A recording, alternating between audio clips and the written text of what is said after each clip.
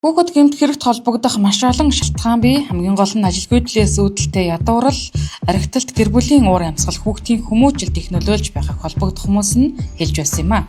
Өнөөдөр гэмт хэрэг үйлдэж буй хүүхдүүдийн эр орчим хувийнх нь гэр бүл ямар нэгэн асуудалтай нь тогтоогдсон байдаг байна. Дагийн байгууллага дээр бол гэмт хэрэг зөрчлийн тоо дуудлага мэдээлэлүүд бол ирдэг. За насны хязгаар байгаа. 14-өөс дээшээс 16 хүртэх насны хүнд хэрхэн хариуцлага тооцох вэ? Ямар хууль тогтоомжоор хариуцлага хүлээх юм? 16-аас дээшээ ер нь бол эрүүл болно. Төрлийн тухай хуулиар 16-аас дээш настай хүнд бол хариуцлага тооцох ял шийтгэл яригдана.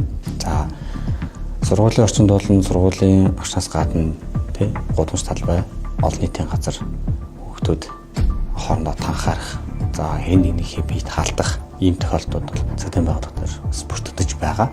За он гарснаар хүний эрүүл мэнд хохирсон, хүний эрүүл мэндэд халтсан дөрвөн тохиолдол бүртгэгдсэн. Нөгөө дөрвөн хүүхэд хохирсон байна.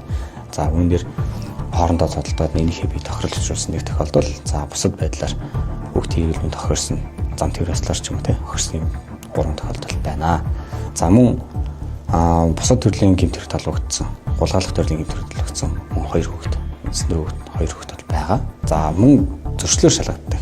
Тэгэхээр өвтөний дээрлэхэл өөрөө удаан хугацаанд амжирахаараа бусдын эрхэнд халдах, хүний эрүүл мэндэд халдах энэ өөрөө гэмтлийн зэрэг учруулж байгаа. Тэг хөнгөн хүн төвтөр хүнд гээд учруулдаг тохиолдлоос хамаарат эрүүл мэндийн 11.6 зааснаар тэг гэмтлийн зэрэг хүний эрүүл мэндийн эсрэг гэмт хэрэг гэдэг зүйлчлэр зөвлөлтөд явдаг.